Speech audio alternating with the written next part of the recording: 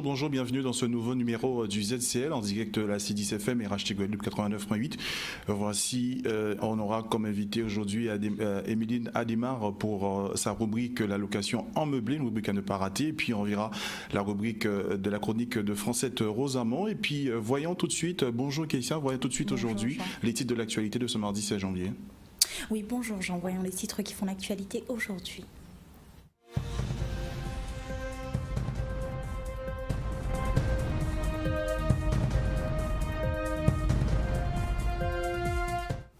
Et nous ouvrirons le journal d'aujourd'hui avec la mobilisation à l'Audra qui continue. L'Association pour l'utilisation du rein artificiel de Guadeloupe, ce lundi, une partie du personnel a entamé un mouvement de grève la semaine dernière.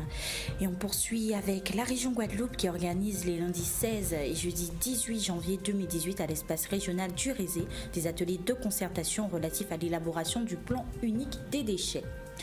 Et nous finirons le journal d'aujourd'hui avec un village santé qui a été à l'initiative du groupe Nation à Nègre-Marron en partenariat avec l'association des étudiants en médecine de l'Université des Antilles. Ils ont organisé une journée santé en masse. Elle s'est déroulée ce samedi 13 janvier 2018.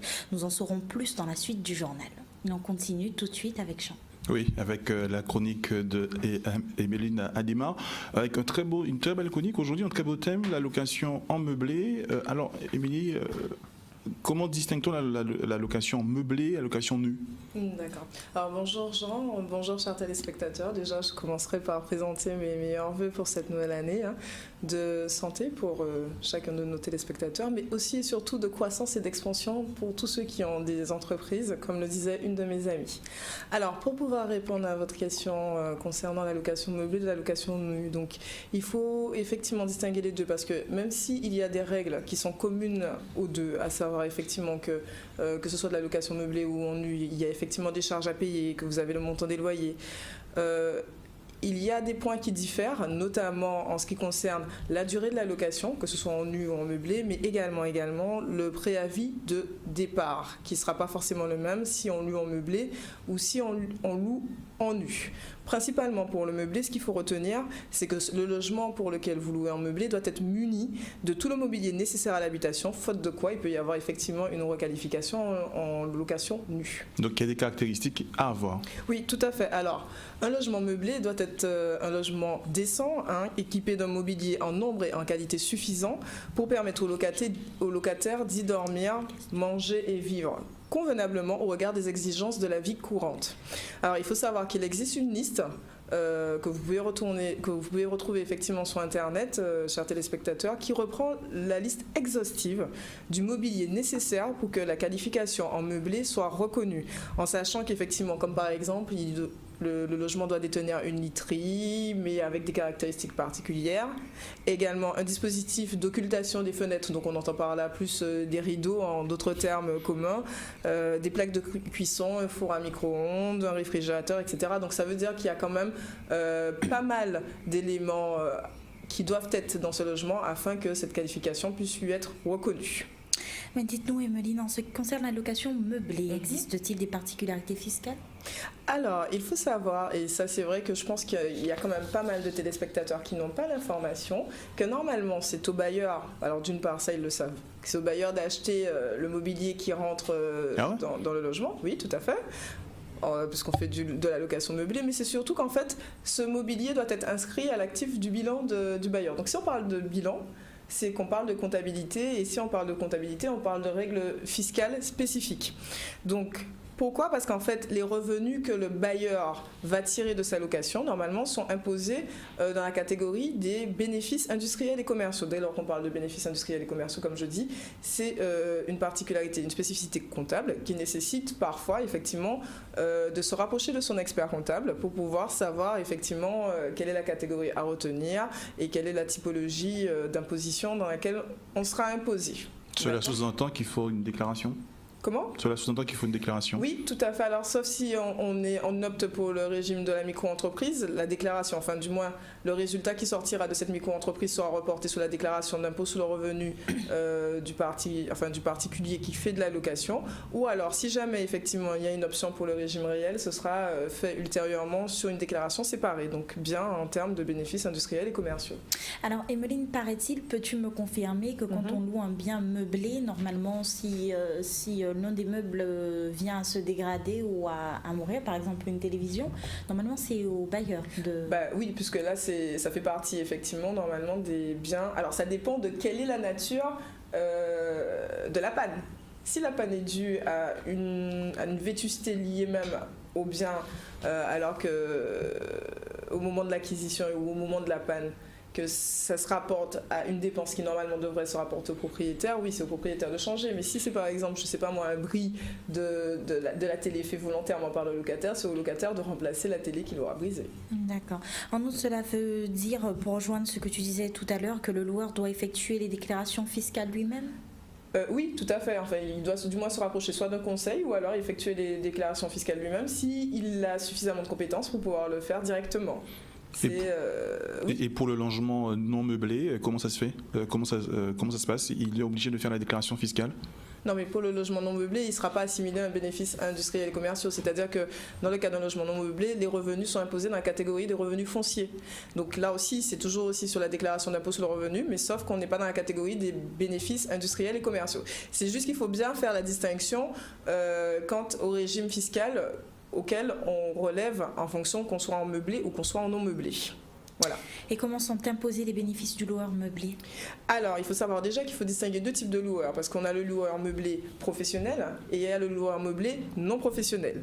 Donc, pour pouvoir être reconnu en tant que loueur professionnel, il y a 3 conditions à respecter, à savoir que le bailleur doit être inscrit au registre des commerces en qualité de loueur professionnel. Il faut également que le total de ses recettes locatives dépasse 23 000 euros. Donc c'est vrai qu'il y a un certain seuil à partir duquel on peut basculer, enfin de droit, qu'on bascule de ce régime. Et ces recettes doivent constituer les recettes principales du foyer fiscal du loueur, c'est-à-dire qu'en fait il en fait son activité quasiment principale par rapport aux autres revenus de la structure, enfin du foyer, excusez-moi. Et à contrario, les loueurs qui ne respectent pas ces conditions sont considérés comme étant des loueurs meublés non professionnels. Et de quel régime fiscal dépendent les loueurs ? Alors, ils relèvent principalement en général des micro-entreprises si jamais leur chiffre d'affaires est inférieur à certains seuils, en sachant que le plafond pour les revenus clos au 31 décembre 2017, il faut savoir qu'il y a eu la loi de finances qui est passée entre-temps, le plafond est de 70 000 euros. Donc là, on relève du régime des micro-entreprises si on est en deçà de 70 000 euros, mais au-dessus de 23 000. Puisqu'on a vu, en fait, c'est à partir de 23 000 qu'on passe en loueur meublé professionnel. Et donc, dans ce cas-là, sans forcément avoir à tenir une comptabilité, ils peuvent bénéficier d'un abattement forfaitaire pour frais et le montant qui sera retenu sera soumis au barème progressif de l'impôt sur le revenu. Mais comme je vous dis aussi, c'est vrai que c'est un peu barbare comme terminologie. Parfois, il convient de se rapprocher de son conseil pour pouvoir être mieux orienté, notamment pour remplir la feuille d'impôt sur le revenu. Et il peut également relever du régime du réel, ça peut être sur option, c'est-à-dire soit on part sur une base forfaitaire micro-entreprise où on prend l'exhaustivité des charges, on applique des recettes plutôt, excusez-moi, on applique dessus un abattement, ou alors on relève du régime du réel qui permet entre autres de confronter toute la partie recette à la partie charge, donc ce qui fait apparaître un résultat qui peut être moins important que si jamais on opte pour le micro. Je ne sais pas si je suis claire parce que c'est vrai que c'est assez particulier, mais parfois le régime du réel peut être plus intéressant parce qu'il vous permet de déduire par exemple les charges d'intérêt que vous avez sur le logement que vous louez, les travaux d'entretien et les réparations courantes. Donc c'est vrai que ça permet, si vous avez par exemple des recettes de 23 000 euros, enfin je donne un exemple type, et que vous avez des dépenses pour à peu près 22 000 euros, de n'avoir un résultat imposable que de 1 000 euros si vous choisissez le réel. Alors que si vous choisissez le forfait, vous allez avoir 23 000 diminué d'un abattement qui peut être de 25%, je ne me souviens pas forcément du barème, et donc pour le coup vous risquez d'être imposé sur un montant bien plus important que celui qui tient compte des réparations. Et de quel impôt est assujettie la location meublée? Alors, il faut savoir, la bonne nouvelle, c'est que la location meublée sort du champ d'application de la TVA, mais par contre est également assujettie à la cotisation foncière des entreprises, puisque, comme je vous ai dit, bénéfices industriels et commerciaux, donc là, on est déjà plus dans la catégorie des entrepreneurs, mais également sur la cotisation sur la valeur ajoutée. Voilà. D'accord, Madame Adimar, nous arrivons au terme de cette chronique. Nous Oui. vous remercions. Vous nous avez parlé de la location meublée et de ses aspects fiscaux. Oui. On se retrouve la semaine prochaine, non? On se retrouve dans 2 semaines. Dans 2 semaines Non, autant pour moi, c'est le premier mardi du mois de février. D'accord, vous ouvrez le mois avec nous. Voilà, c'est exactement ça. Et on devrait parler de, vous avez déjà Alors moi, une je idée? pense qu'on va rester toujours sur la location meublée, mais D'accord. cette fois-ci pas forcément sur les aspects fiscaux. C'est plus des aspects juridiques, c'est-à-dire effectivement quelles sont les différences par rapport au délai de préavis, entre autres, puisque j'ai énoncé qu'il y avait des différences entre le nu et le meublé. Donc ce serait plus aborder cet aspect juridique pour nos téléspectateurs, même si cela ne revêt pas forcément un caractère comptable. D'accord, c'était Voilà. Emeline Adimar pour la chronique ABC. Nous espérons que vous avez apprécié. On se retrouve le 1er février, c'est bien ça? C'est ça, il me semble. Ce mardi, oui, il y a de fortes chances. Tout à fait. Et Et on quant continue. à nous, voilà. Et quand on se retrouve pour le développement de ces titres? Oh oui. Non, on continue avec le premier sujet. Comme je vous le disais, un titre justement, les patients sont toutefois pris en charge. Les grévistes, eux, dénoncent une mauvaise gestion de la structure et demandent tout simplement la démission du président du conseil d'administration, à savoir Paul Elisei. Si la structure, elle, a été déficitaire pendant de nombreuses années, la situation, elle, est cependant différente aujourd'hui. Depuis, les comptes ont été assainis et le chiffre d'affaires, lui, s'élèverait à plusieurs dizaines de millions d'euros.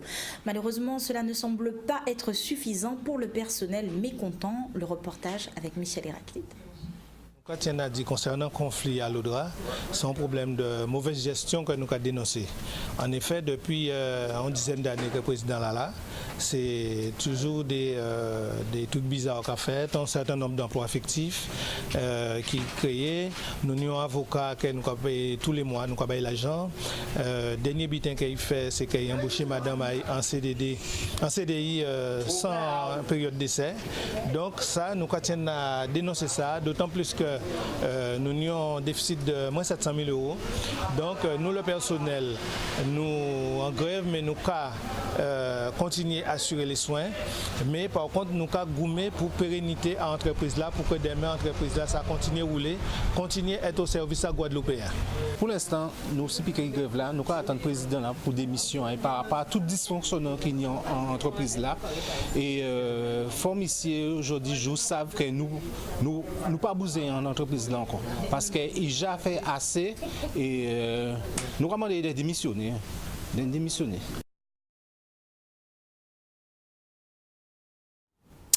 Et voilà en ce qui concerne la grève à l'Odra. En tout cas, maintenant, partons à Paris. Certaines télévisions locales sont-elles menacées en raison d'une redevance qu'elles doivent payer depuis leur arrivée sur la TNT? C'est le cas pour KMT et Canal 10. Roland Louchel, directeur général de KMT Martinique, est actuellement à Paris afin de défendre ce dossier devant différentes institutions. Regardons-le face à la caméra de Maurice Cessé. C'est pas la première fois que vous m'interviewez dans ce ministère des Outre-mer, et toujours pour la même chose, nous n'arrivons pas à trouver un accord avec Rome 1, qui est le satellite de France Télévisions et qui est en charge de la TNT en Martinique. Rome 1 veut nous faire payer des sommes que nous ne pouvons pas payer, c'est-à-dire on veut nous faire passer par TDF, payer les mêmes sommes que toutes les grosses chaînes qui sont sur la TNT aujourd'hui. Nous n'avons pas les moyens de payer, et donc une fois de plus, je suis venu demander au ministère d'intervenir auprès du ministère de la Culture, auprès de France Télévisions, pour qu'ils arrêtent de vouloir nous assassiner quelque part, parce que la somme qu'ils nous demandent est telle que nous ne pouvons pas payer. Et donc ils disent, si vous ne payez pas, eh bien, on arrête. Ah oui, car il y a une menace de coupure. Il y a une menace de coupure, carrément, ce qui est extrêmement grave, parce que c'est privé les Martiniquais les plus humbles, ceux qui n'ont que la TNT, de recevoir les chaînes d'ultra proximité. c'est extrêmement grave. Et donc là, je me suis fait accompagner par le député Serge Letchimy qui était à Paris pour voir. Nous avons rencontré le directeur de cabinet de la ministre qui comprend très bien ce qui se passe. Et bon, on verra que là, c'est un vrai combat. Qui peut gérer ce problème? Bon, là, nous sommes au ministère, le CSA, le ministère. Je crois que c'est le TDF, France Télévisions dépend du ministère de la Culture. Donc, je pense que le ministère des Dom-Tom devra se rapprocher du ministère de la Culture. J'ai demandé rendez-vous également au président du CSA. Lui aussi, il peut mettre son grain de sel, si j'ose dire. Ce sont les deux. Le CSA qui vous a obligé à monter au niveau de la TNT. Auparavant, vous étiez en analogique, les émetteurs partout, vous n'aviez pas cette redevance. En clair, c'est cela. Hein. Nous n'avions pas à payer cette somme énorme, mais nous fonctionnons normalement, nous avions nos émetteurs, nous fonctionnions, quoi. Et puis, ils nous ont imposé de monter sur un multiplex qui appartient à TDF. Ils nous ont imposé un prix que nous ne pouvions pas discuter. C'était ou bien vous payez, ou bien vous disparaissez, puisqu'on ne pouvait être émis que par diffusé que par la TNT. Donc, si on n'acceptait pas leur offre, on n'était plus diffusé, quoi. On parle de montant, une idée? Non, je ne sais pas de. Mais en fait, c'est une somme. La somme est considérable. Pour nous, c'est considérable. Alors, si vous voulez, pour des grosses chaînes, c'est pas considérable. C'est considérable quand même. Mais pour nous, c'est considérable. Si vous voulez, je vais vous donner c'est 3 fois plus. Même avant, c'était 4 fois plus. Maintenant, c'est 3 fois plus que ce que nous payons, que nous diffusions nous-mêmes. C'est-à-dire que c'est comme si vous aviez un loyer de 1 000 € et qu'on vous demande du jour au lendemain de payer 4 000 €. Et on continue avec la concertation des déchets. La région Guadeloupe organise les lundis 16 et jeudi 18 janvier 2018 à l'espace régional du Rézé des ateliers de concertation relatifs à l'élaboration du plan unique des déchets. Rappelons que les efforts poursuivis par les agglomérations, le CIVAD et la communauté de Marie-Galante depuis une dizaine d'années en faveur d'une meilleure gestion des déchets commencent à être porteurs de résultats significatifs. Les images avec Stanley Manicor. Je veux dire, la gestion des déchets reste incontournable. Aujourd'hui, nous sommes des producteurs de déchets, que nous soyons un individu, un ménage, une entreprise, nous générons des déchets et donc nous devons aussi être en capacité de recycler ces déchets pour notre santé et aussi pour la qualité environnementale. La loi Notré, en fait, donne compétence à la région pour la planification des déchets. Donc aujourd'hui, les ateliers que nous mettons en place, ce sont des ateliers pour la concertation avec les partenaires, tous les partenaires qui interviennent sur le déchet, aussi bien les communautés d'agglomération qui ont la compétence collecte et traitement des déchets, que les associations d'usagers, que les associations de protection de l'environnement, les entreprises, les socioprofessionnels, les représentants de l'État.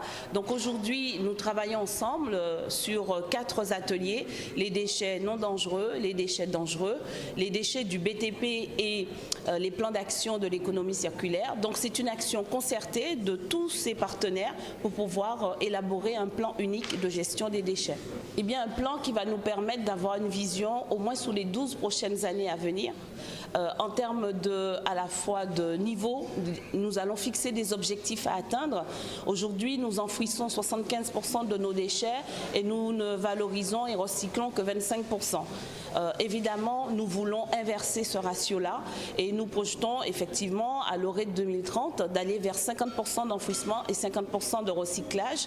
Mais l'objectif ultime pour nous, c'est d'atteindre les directives européennes qui sont celles de 10% d'enfouissement et 90% de recyclage.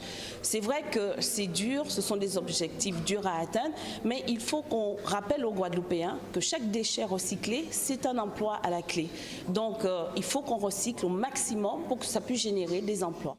Et voilà, il est 12h50. Nous vous souhaitons bon appétit pour ceux qui sont à table. Nous le rappelons, vous nous écoutez en direct de Radio Haute Tension 89.8, mais aussi de C10 FM 103. Nous devrions recevoir Francette Rosamond pour la chronique Amazon Caraïbes tout à l'heure, après la pub.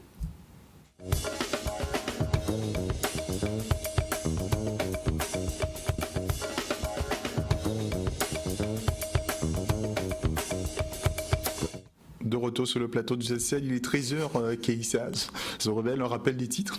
Oui, tout à fait, Jean. Et nous avons ouvert le journal d'aujourd'hui avec la mobilisation à l'Audra qui, elle, continue. L'Association pour l'utilisation du rein artificiel de Guadeloupe. Ce lundi, une partie du personnel a entamé un mouvement de grève la semaine dernière. Et on a poursuivi avec la région Guadeloupe qui organise les lundis 16 et jeudi 18 janvier 2018 à l'espace régional du Résier des ateliers de concertation relatifs à l'élaboration du plan unique des déchets. Et nous finirons le journal d'aujourd'hui avec un village santé qui a été à l'initiative du groupe Nation à Nec-Marron en partenariat avec l'association des étudiants en médecine de l'Université des Antilles. Ils ont organisé une journée santé en masse. Elle a été déroulée ce samedi 13 janvier 2018. Nous en saurons davantage dans la suite du journal. Et comme je vous le disais, un titre, Nation à Nec-Marron en partenariat avec l'association des étudiants en médecine de l'Université des Antilles a organisé une journée santé en masse. C'était ce samedi 13 janvier 2018. Un événement qui s'est déroulé au local de l'association située à la 4e ruelle de l'assainissement. À cette occasion, différents professionnels de santé étaient présents afin d'informer, conseiller et d'accompagner les adhérents et le tout public sur les réflexes à avoir ainsi que les conduites à tenir. Cette manifestation avait pour but d'optimiser la saison masse et de sensibiliser aux bonnes pratiques quotidiennes liées à la santé. Gina Gabon-Pioche face à la caméra d'Olivier Moradel. L'idée est venue, premièrement, en ce qui concerne le don du sang.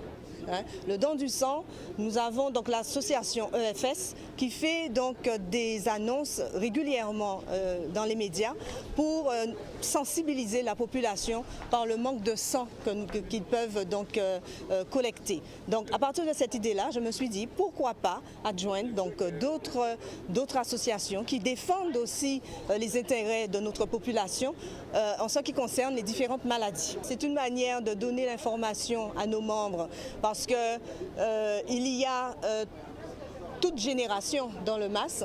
Donc la génération, je dirais, un peu plus âgée est censée avoir l'information, mais on se rend compte qu'il y a quand même des accidents dans cette génération-là. Mais c'est surtout porter l'information pour nos jeunes, de manière à ce qu'ils ne fassent pas les mêmes erreurs que nous. Parce que cette génération est une génération pleine de vie, comme nous l'étions, mais un peu insouciante. Donc on essaye de donner l'information, dites amusez-vous, faites ce que vous voulez de vos corps, mais surtout protégez-vous, parce que ça c'est important. Ça ne vaut pas le coup pour un moment de plaisir, si on veut faire court, de mettre sa vie en péril.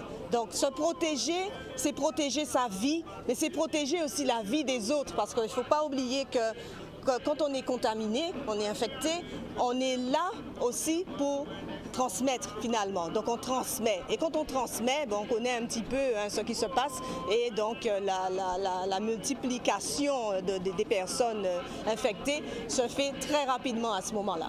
L'objectif d'aujourd'hui est d'offrir des dépistages à la population parce que c'est vrai que nous sommes en période de carnaval et en ces périodes de carnaval, nous voyons des comportements qui sont vraiment à risque où on se lâche, mais ce n'est plus de la relâche de toutes les façons à ce moment-là. Donc il est nécessaire d'offrir des dépistages à la population pour que les gens sachent éventuellement quel est leur statut. Donc les personnes sont accueillies par le groupe qui nous reçoit, c'est-à-dire Nation à Nec-Marron. Donc ils viennent nous voir, donc on les inscrit, ensuite après avoir été inscrits, on leur fait leur test de dépistage. Cela dit, on leur explique ce qu'est le test. Donc, ça consiste à juste une petite piqûre sur le doigt, on recueille une goutte de sang qu'on met dans différents produits. Et par la suite, on est en mesure de lire le résultat tout de suite. Donc par la suite, les personnes viennent au centre de dépistage qui se trouve à Pointe-à-Pitre, au boulevard Légitimus. Nous sommes situés juste en face de la Brède. Donc au niveau de la bibliothèque Rémy-Souta, au bout de la bibliothèque Rémy-Souta sur la droite, voilà, le centre de dépistage est là. Donc ils viennent à ce centre de dépistage tous les jours, nous sommes ouverts tous les jours. Le moule en héritage, savez-vous ce que c'est ? Eh bien, c'est une manifestation annuelle qui met à l'honneur une personnalité qui, de manière générale, a participé à une action collective gratifiante ou encore qui a rendu un grand service à la population. Il s'agit là d'honorer et de mettre en valeur une vie d'entreprise, d'engagement, de volontarisme, de mise en valeur des traditions. L'un des axes majeurs de cette manifestation est la transmission et à ce titre faire un exemple d'un parcours de vie. C'est permettre à la jeunesse de trouver le courage et l'inspiration de créer, produire, inventer à partir du patrimoine matériel ou immatériel local qu'un citoyen moulien a su faire fructifier. À cet effet, l'ouverture du moule en héritage 2018 a eu lieu ce vendredi 12 au musée Edgar Claire en présence de Madame Moujo Françoise, dite Privane, marraine de la manifestation. Elle se déroule sur tout le territoire du 12 janvier au 4 février. Nous sommes aujourd'hui à la 6e édition de cette manifestation. Écoutons Marius Dilena au micro de Michel Héraclide. La Commission Culture et Patrimoine de la ville du Moule organise la 6e édition du Moule en héritage, dont le thème cette année est transmettre pour faire grandir. C'est une manifestation qui a débuté vendredi soir par la cérémonie d'ouverture au musée de Edgar-Claire, avec qui nous avons un accord, puisque c'est aussi un grand lieu du patrimoine archéologique. Et puis le moule, c'est aussi beaucoup de transmission. Nous transmettons aussi avec les établissements scolaires. Donc pendant toute la période, nous aurons des visites de sites comme Zévalos, le parc archéologique Ouatibitibi et le centre ancien du moule. Mais nous transmettons aussi à travers une exposition sur l'actualité du moule il y a 20 ans. Donc il y a une revue de presse qui se fait au niveau de la bibliothèque multimédia du moule. Et puis les grands événements se déroulent sur certains sites comme l'habitation Néon ou le 28 avec l'association Les Baroudeurs du Moule. Nous aurons une grande journée au tout début et d'autres événements comme la visite du site. Nous aurons aussi le temps à Chaïdlou, comme à l'époque où les parents transportaient de l'eau dans les mares. Et nous aurons pour terminer le village du patrimoine le 4 sur la place centrale du Moule. Et voilà, il est 13h05. Malheureusement, Francette n'étant toujours pas là, Jean, on souhaite à nouveau bon appétit à nos téléspectateurs et auditeurs. On se retrouve après la pub en espérant que notre chroniqueuse arrive à se sortir des embouteillages.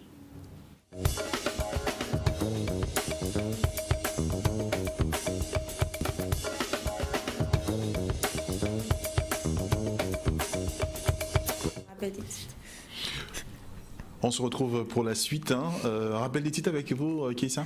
Oui, dernier rappel des titres, Jean. Et pour ceux qui ne nous rejoignent que maintenant, sachez que nous avons ouvert le journal d'aujourd'hui avec la mobilisation à l'Audra qui continue, elle. L'association pour l'utilisation du rein artificiel de Guadeloupe, ce lundi, une partie du personnel a entamé un mouvement de grève la semaine dernière. Leur revendication n'est autre que la démission de Paul Élysée. Et nous avons poursuivi avec la région Guadeloupe qui organise les lundis 16 et jeudi 18 janvier 2018 à l'espace régional du Rézé des ateliers de concertation relatifs à l'élaboration du plan unique des déchets. Et nous avons fini le journal d'aujourd'hui avec un village santé qui a été à l'initiative du groupe Nation à Nègre-Marron en partenariat avec l'association des étudiants en médecine de l'Université des Antilles. Ils ont organisé une journée santé en masse et s'est déroulée ce samedi 13 janvier 2018. Nous en avons vu plus dans la suite du journal. Mais pour l'heure, nous sommes avec Francette Rosamond. Bonjour Francette. Bonjour à tous. Qui aujourd'hui va nous parler de l'assurance santé, c'est bien ça, l'assurance maladie, pardon. Plus particulièrement des affections psychiques. Aujourd'hui, l'assurance maladie a révélé quelques chiffres. Mais avant, Francette, que tu commences, Générique. Amazon Caraïbes avec Francette Rosamond d'Interentreprise.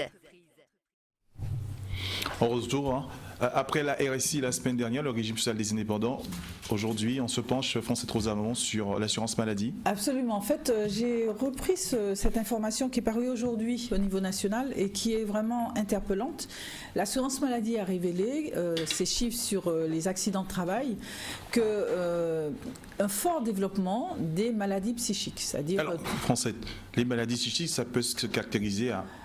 Par exemple, du stress, du burn-out, enfin voilà, tout ce qui se passe dans l'entreprise, arrêt de maladie qui est lié à une activité de fort stress ou d'agression, etc. dans l'entreprise.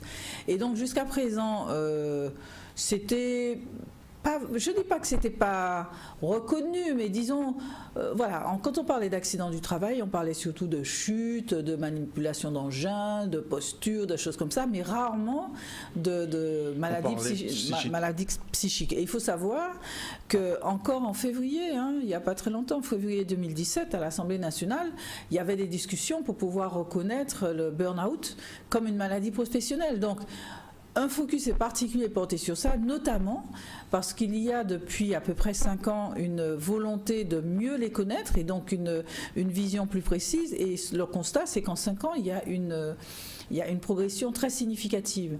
Et contrairement à des idées reçues, voilà, parce que quand on étudie, il y a des choses, il y a des tabous, des idées reçues qui tombent, on pensait que c'était principalement les cadres qui étaient touchés le plus par des maladies liées au travail, maladies du travail liées psychiques, et pas du tout. L'employé de base. Le profil type, c'est un employé ou une employée de base d'une quarantaine d'années qui travaille dans le médico-social, qui travaille dans le transport en commun, en tout cas en contact avec le public, qui travaillent dans le commerce de détail, et ce sont ces gens-là qui sont le plus exposés à pouvoir se retrouver dans ce genre de situation de fragilité psychologique. Et donc, moi, quand je regarde ça, je me dis, chez nous, on a pas mal de personnes aussi dans ces secteurs-là, dans les secteurs les plus touchés. Donc, ça vaut le coup que nous portions un regard, notamment nos syndicats, que nous portions un regard avec les partenaires sociaux, bien sûr, c'est-à-dire les deux parties, c'est-à-dire entreprises et syndicats, portent un regard sur cette population, parce qu'il n'y a pas de mystère. Jusqu'à présent, c'est un sujet qu'on laissait sous le boisseau. Voilà. Non, tout est bien, il ne se passe rien chez nous, aucun problème psychologique. C'est en train de vraiment prendre une dimension avec la reconnaissance du burn-out qui est relativement récente, et donc on risque de découvrir que ce qu'on appelle et qui peut sembler de la tarte à la crème, la souffrance au travail, est un vrai sujet et qu'il ne faut pas le galvauder, et d'autant dans des périodes de transformation telles que nous le sommes aujourd'hui, c'est-à-dire destruction d'emplois, parce que l'ubérisation de la société, donc destruction de type de travail et création d'un autre, et entre les deux il y a cette espèce de balancier, et faire de manière à ce que le moins possible de salariés se retrouvent dans des situations justement de stress, de burn-out et de maladies psychiques. On imagine que le législateur va mettre tout un arsenal pour bien articuler. En fait, les choses sont en train d'évoluer, parce que je pense que s'il y a des études qui sont entre autres menées par l'assurance maladie, c'est bien parce qu'ils se rendent compte qu'il y a un champ qui n'est pas bien connu et qui jusqu'à présent était regardé comme anecdotique. Parce que, d'une manière générale, on pense que le travail, c'est bon pour la santé et qu'on ne comprend pas pourquoi on tombe malade en travaillant. Donc si effectivement c'est le cas, quand on est dans ce qu'on aime, quand on est dans une atmosphère vraiment positive, ou en tout cas propice à la non-souffrance, ok, mais malheureusement, il y a des organisations, aussi bien publiques que privées, il ne faut pas se leurrer, qui génèrent des pathologies, notamment psychiques, et il faut regarder ça. Il faut regarder tout ça, et l'employé doit veiller à ce que des meilleures conditions... c'est surtout, là je pense qu'il y a une responsabilité de l'employeur qui sera de plus en plus marquée. On l'a vu avec le harcèlement. Aujourd'hui, la législation s'est renforcée sur tout ce qui est harcèlement dans le lieu du travail par quelqu'un qui est en hiérarchie, donc un responsable hiérarchique, ou bien par un collègue. Et si l'entrepreneur ne fait rien, sa responsabilité est aussi engagée. Donc là, pareil, il y a eu une observation des pratiques et des évolutions, et qui ont été forcées par la loi. Donc c'est pour ça que je me dis, les maladies psychiques également, aujourd'hui, on commence à constater qu'elles sont de plus en plus présentes et qu'elles sont en évolution forte, parce que je pense que aujourd'hui, comment on les repère peu? Il y a à peu près 10 000 cas montrés en 2016 par les chiffres de l'assurance maladie. On peut dire 10 000 cas, ça représente... C'est peu banal. Pas banal, mais c'est peu, 1,6% sur la masse des accidents de travail, donc bon, c'est pas la majorité, mais on constate qu'il y a des progressions très fortes.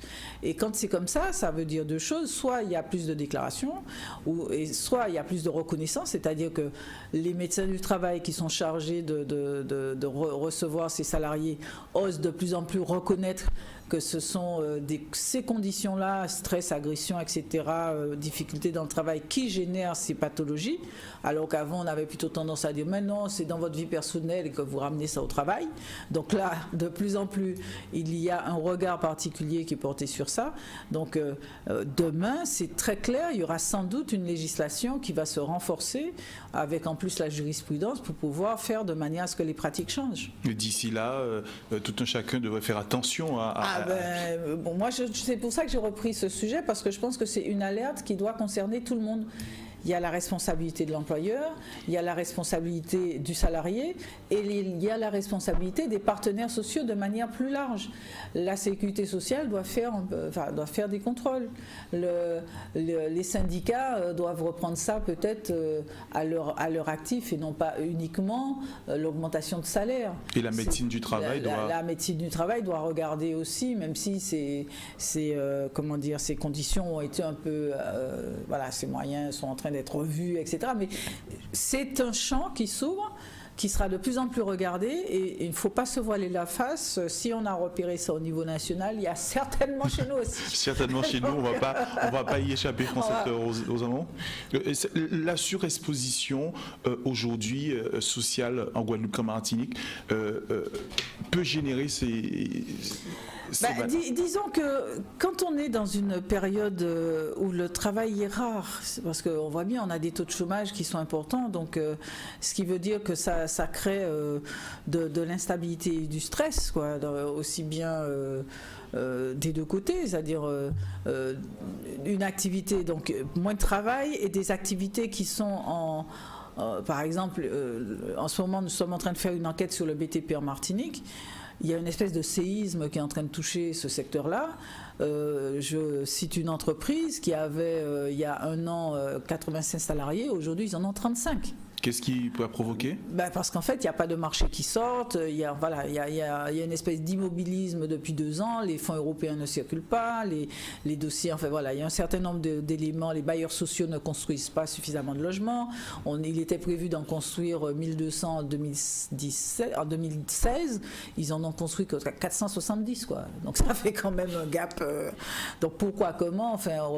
Il faut regarder tout ça. Et c'est vrai que la conséquence, c'est que beaucoup de personnes, notamment de pères et mères de famille, se retrouvent sans travail. Avec quand même leurs obligations, etc., etc. Donc on est dans une phase comme ça de mutation profonde.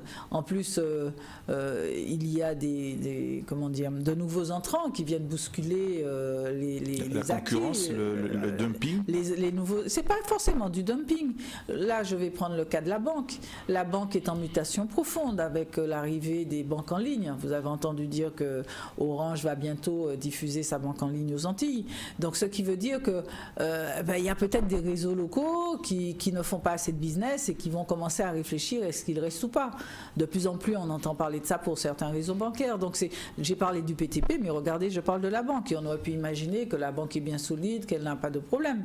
Or, il y a un vrai souci de transformation de ce qu'est la banque, de son service avec ces nouveaux entrants fintech et puis avec les nouvelles habitudes des clients qui aiment utiliser Internet, qui n'ont plus envie d'aller dans leur agence pour pouvoir faire la queue pour avoir 10 €. Quoi. Donc, cette mutation qui est en train de se mettre en place. Et donc, du coup, il faudra s'adapter aussi. C'est quelque chose qui, jusqu'à présent, on a bâti nos sociétés sur des certitudes. C'est-à-dire, je rentre dans un métier, je vais faire le même métier à ma retraite, jusqu'à ma retraite. Le terrorisme. Et donc, tout ça est en train de voler en éclats. Or, si on est resté dans cette espèce de mentalité qui veut que non, mes acquis, mon machin, mon truc, je ne bouge pas, je ne fais pas appel à mon agilité naturelle parce que là, nous sommes venus sur Terre pour faire des expériences. Et c'est notre agilité, notre capacité d'adaptation qui nous permettent justement de passer tout ce cap et de permettre que à la fin on se dit tiens, j'ai une bonne vie. Alors que si on reste rigide sur des positions et qu'on se retrouve à devoir renoncer à l'évolution, parce qu'en fait à se remettre en cause. Le changement, c'est ça. enfin, c'est peut-être dans mon tempérament, mais moi je me dis, on rentre dans un travail à 20 ans, à 25 ans, 30 ans, avec une certaine connaissance. Si on ne remet pas en cause ces connaissances et si on ne évolue pas dans ce qu'on fait, on a toutes les chances à 40 ans, 50 ans d'arriver et de se retrouver en marge. Et ce n'est pas forcément à l'organisation que c'est lié. Ça peut être lié aussi à la personne qui s'est un peu assis quoi, et ça c'est quand on est dans une phase de mutation comme on l'est aujourd'hui, ça peut, ces mutations rapides et qui sont inéluctables peuvent entraîner des déstabilisations des personnes, des salariés, comme des chefs d'entreprise. Et aujourd'hui, Francette Rosamond, les entreprises aux Antilles, en Guadeloupe, en Martinique, est-ce qu'elles sont prêtes à cette mutation qui arrive? Est-ce qu'ils sont... En tout cas, toutes celles que je rencontre, en ce moment, depuis le début de l'année, nous sommes en train de faire une série de petits entretiens avec toutes sortes de gens. On pose 3 questions, justement en 2017, comment ça s'est passé, les changements, parce qu'il y en a plein. Et puis en plus, comme je le disais la semaine dernière, Emmanuel Macron est très directif pour changer encore plein de choses. Et donc comment on continue? Et c'est vrai que tout le monde est conscient qu'on est dedans et qu'il n'y a plus de possibilité de rester sur comment on faisait avant.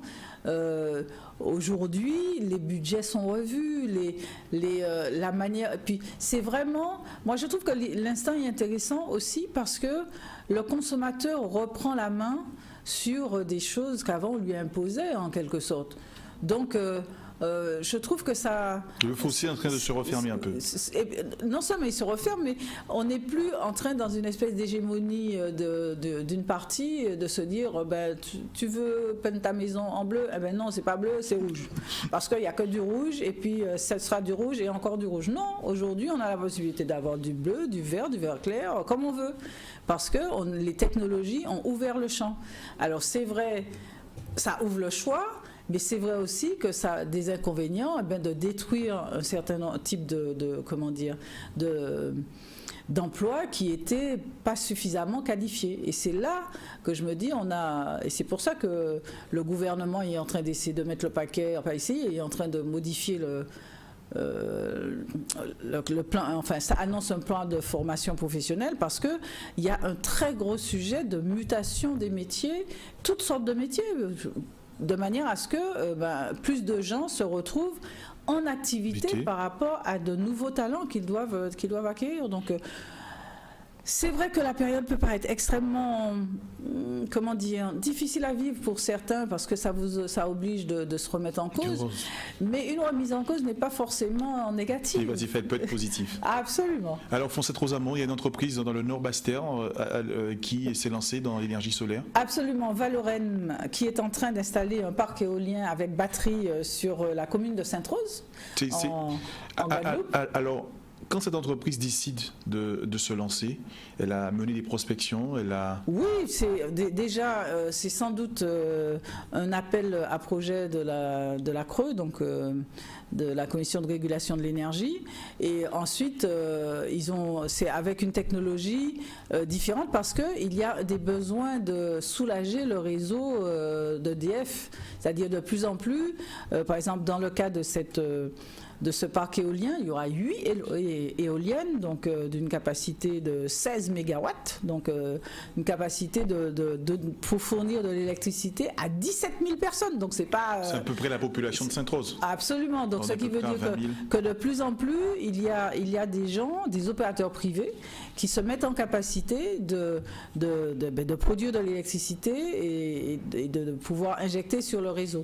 Et l'idée, c'est vraiment d'accompagner cette transition énergétique de manière à ce que on consomme de moins en moins d'énergie fossile pour pouvoir produire de l'électricité et de plus en plus on a accès, là c'est avec le vent, mais il y a des appels à projets qui concernent le photovoltaïque. Donc on a vu récemment d'Estrelan qui s'est couvert, il y a 3 magasins qui sont couverts désormais de panneaux pour pouvoir produire déjà pour eux, donc ce qui veut dire ça aussi c'est un non-achat en quelque sorte à EDF qui permet de soulager le réseau et de rentrer dans un cycle un peu plus vertueux que de consommer du fossile.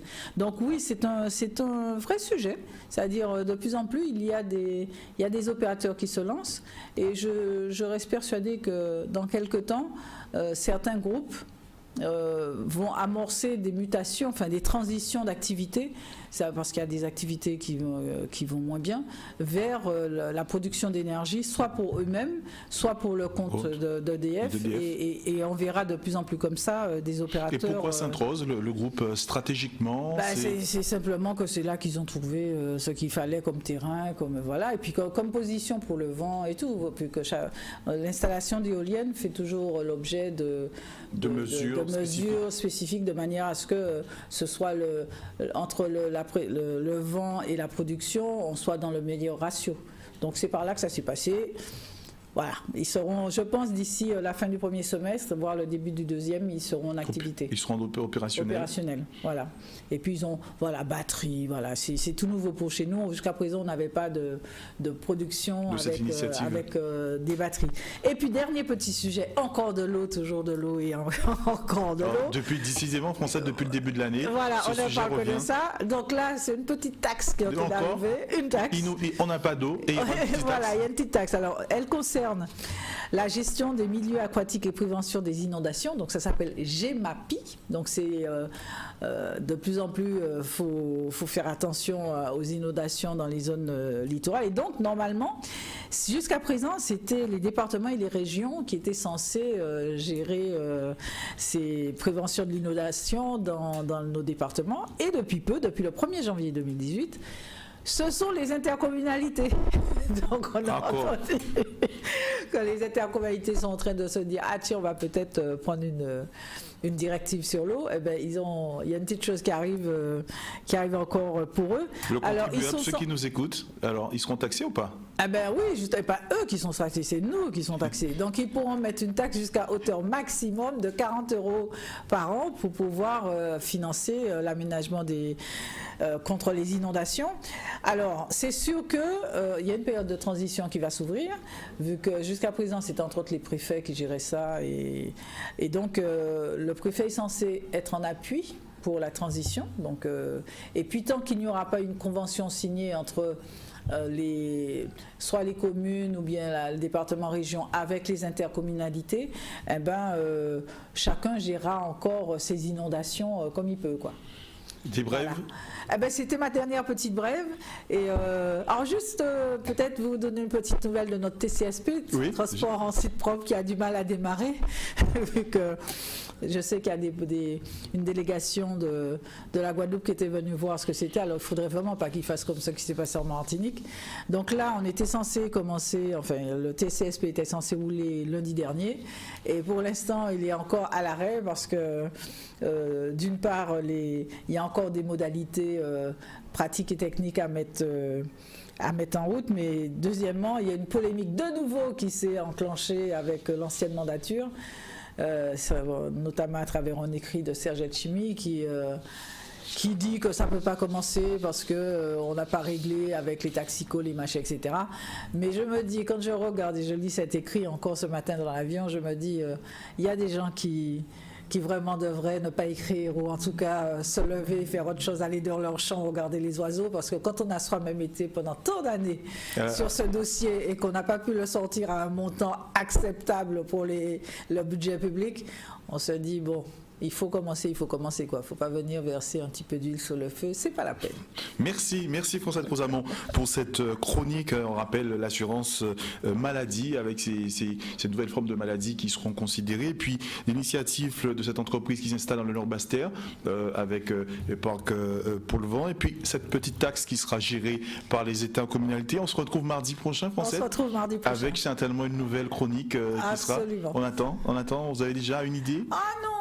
Moi, je laisse. L'actualité est tellement chaude et puis changeante que je me dis, on peut avoir des projections, mais chaque jour, il y a des choses qui tombent, et c'est pour ça qu'il faut être très véatif, il faut regarder, il faut vraiment être attentif aux mutations, et il ne faut pas avoir peur parce que ça fait du bien. Merci François Rosamond, merci. Ainsi prend fait le ZCL aujourd'hui. On se donne rendez-vous demain, même heure, même place, 12h30 pour la suite, un nouveau numéro de ZCL.